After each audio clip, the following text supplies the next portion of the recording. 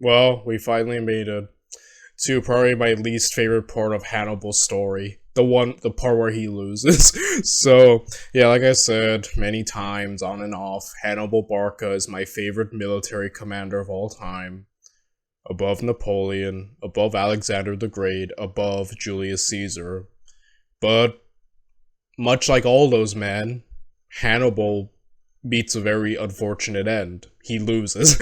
Um, which is funny when you think about it, huh? All these men don't have happy endings. Julius Caesar, Alexander, Napoleon, they all have very unhappy endings.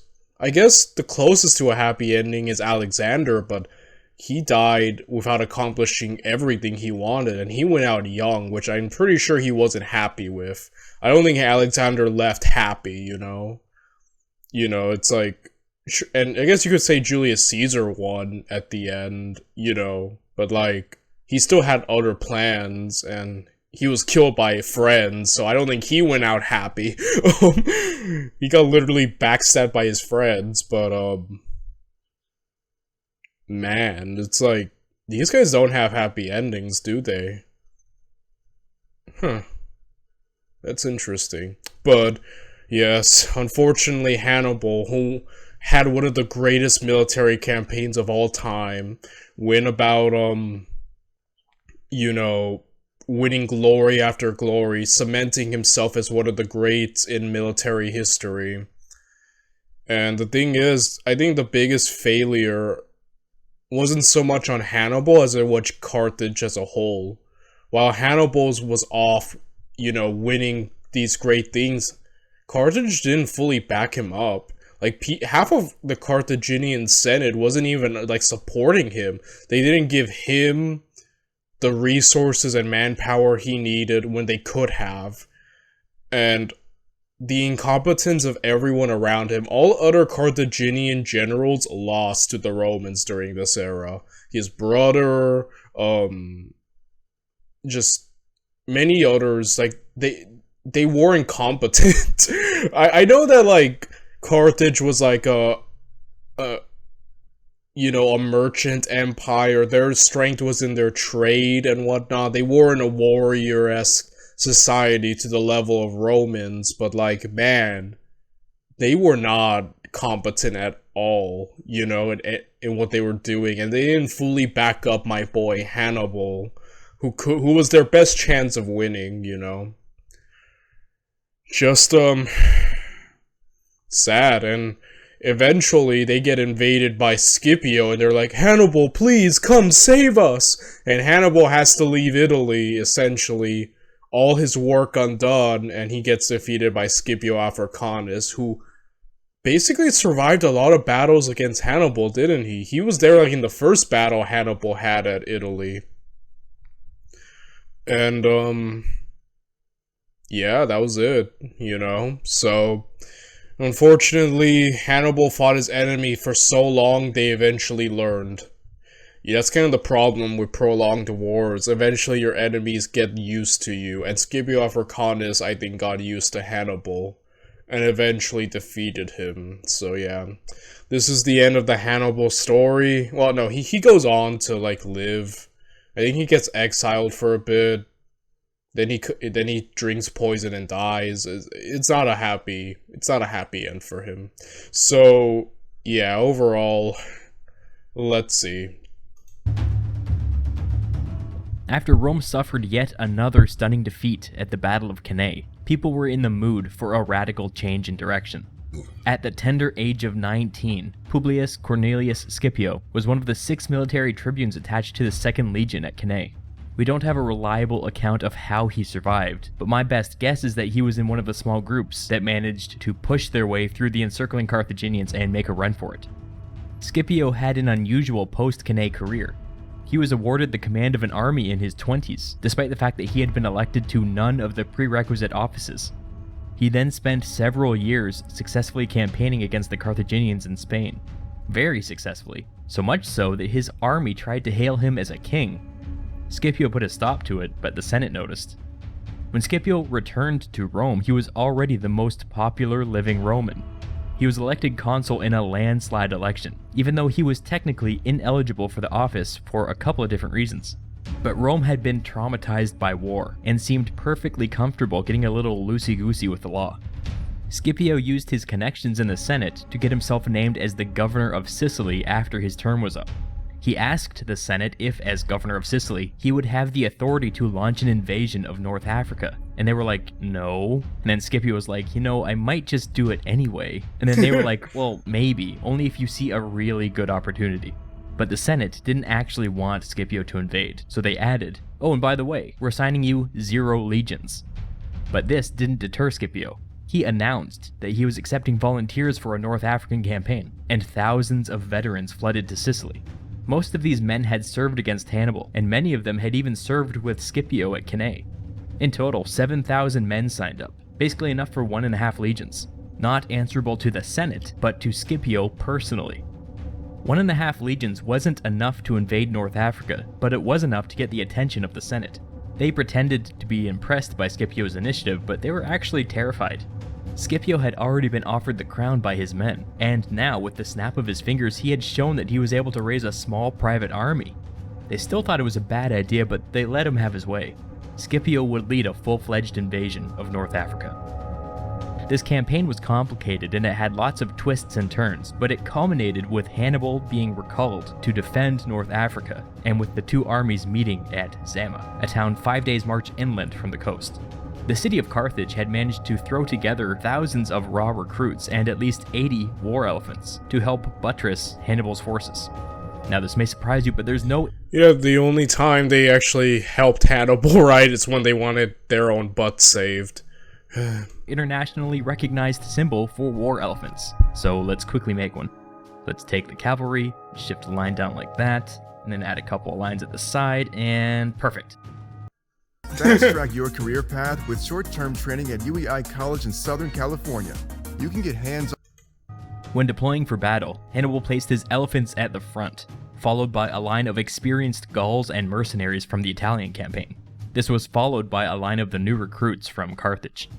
The third line was made up of the core of Hannibal's army from the Italian campaign. I've seen this third line referred to as the most experienced army in human history. In their 16 years on the field, they had never experienced a significant defeat. Hannibal had been unable to bring the majority of his cavalry with him across the Mediterranean, but he had some left and he placed them on the wings. Scipio set up his army in an unusual way. He had his men form up in 3 lines like normal, but not in the classic checkerboard formation that the Romans liked to use in this period.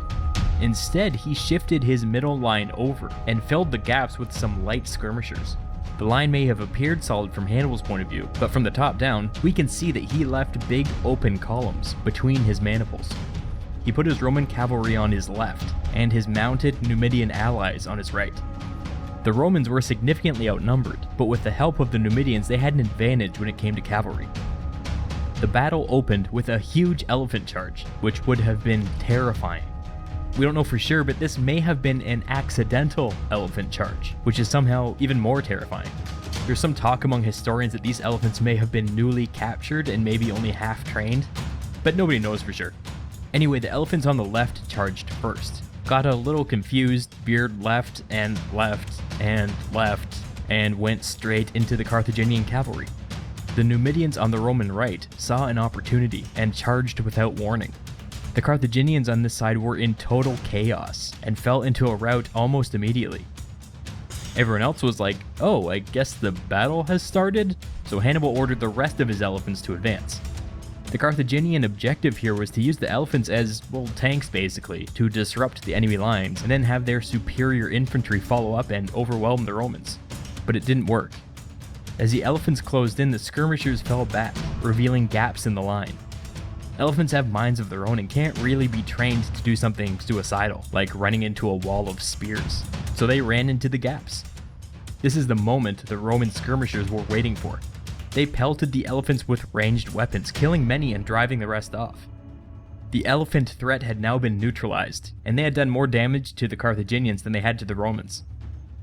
As the battle was heating up, the cavalry on the Roman left clashed with the Carthaginians opposite them. After the initial skirmish, the Carthaginian cavalry turned and fled, with the Romans in hot pursuit. The elephants had been eliminated, and now Yeah, you notice that, yeah, that's a complete disaster, all under Hannibal's watch, but you notice when Hannibal won his many great victories, it relied on the cavalry on his wings. His superior cavalry would often defeat the Romans and then encircle them. Here, Hannibal's cavalry is the one who's been defeated, and yeah, now it's like his greatest strength has now gone against him, right? the cavalry was off the board. Now, Hannibal's 36,000 infantry faced off against Scipio's 23,000. Fortune had favored Rome in the first few clashes, but now that only infantry remained, it was becoming clear that Hannibal had the bigger and better army. Maybe this was all going according to his plan. Maybe the Romans were walking into another trap. Hannibal ordered his first two lines forward, keeping his elite third line in reserve. As the two sides met, the fighting was immediately intense. The mercenaries and Gauls on the Carthaginian side had a personal enmity towards Rome, and fought like wild men. The Romans fought very conservatively at first, hiding behind their shields and just trying to survive the first wave of attacks. Then, after the enemy began to grow tired, the Romans slowly moved forward, slamming into the Carthaginians with their shields and forcing them to give ground. At this time, some of the mercenaries began to flee and were cut down by their own men. Not great for morale.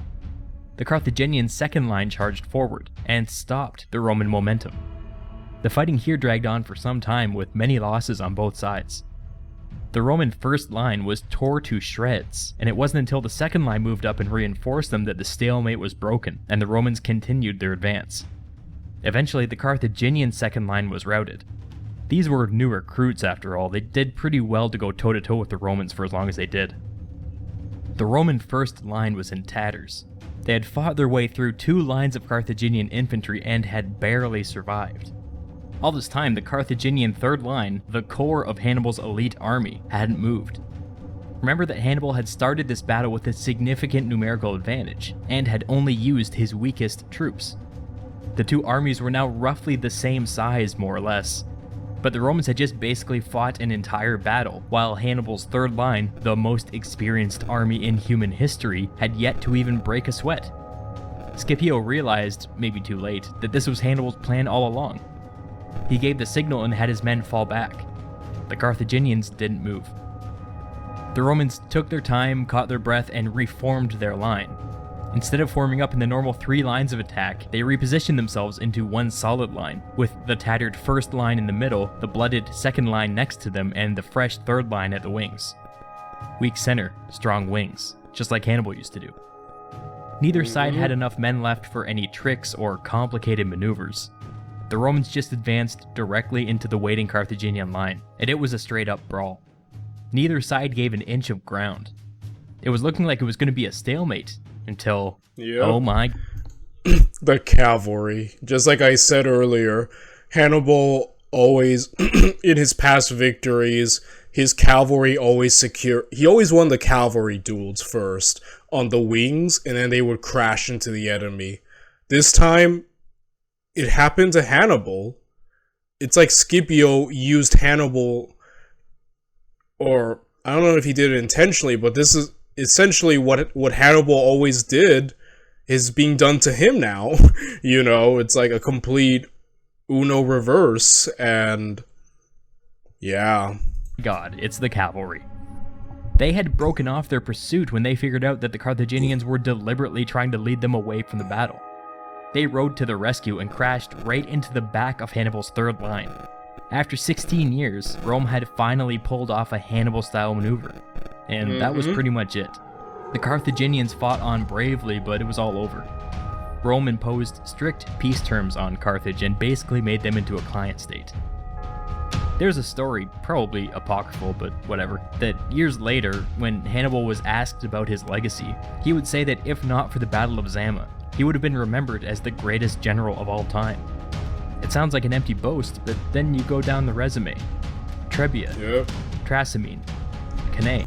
Yeah, that was interesting, because the famous story is that Scipio and Hannibal were the ones talking, and they were having a discussion about, hey, who's the best, like, commander, and Hannibal said, Alexander the Great is number one, Pyrrhus of Epirus is number 2, and then he put himself like number 3 and said, hey, if I had beaten you there, Scipio, I would have been number 1, or something like that.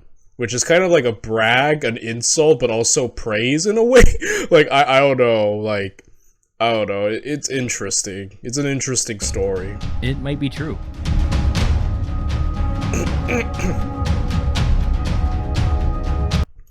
Yeah, I end this Hannibal series on a heavy heart. I guess this is how, like, huge Napoleon's I mean, I like Napoleon. I love Napoleon. But I wasn't so, like, heartbroken when he lost and was exiled. I mean, it's tragic. It's just, you know, Hannibal's my favorite, and so I'm, like, sad when I hear his loss. His ultimate loss here. But, it happened, and we kind of end off with Hannibal with this. So, yeah, guys, overall, another great little Hannibal series, and I'm gonna be moving on to something new next week. So overall, this has been fun, and yeah, GG Hannibal. You had one of the greatest runs of all time, bro. Still one of the greats, even if you lost at the end, which is fine because all the greats kind of lose at the end, it seems. But yeah, until then, I'll see you all, everyone. Bye.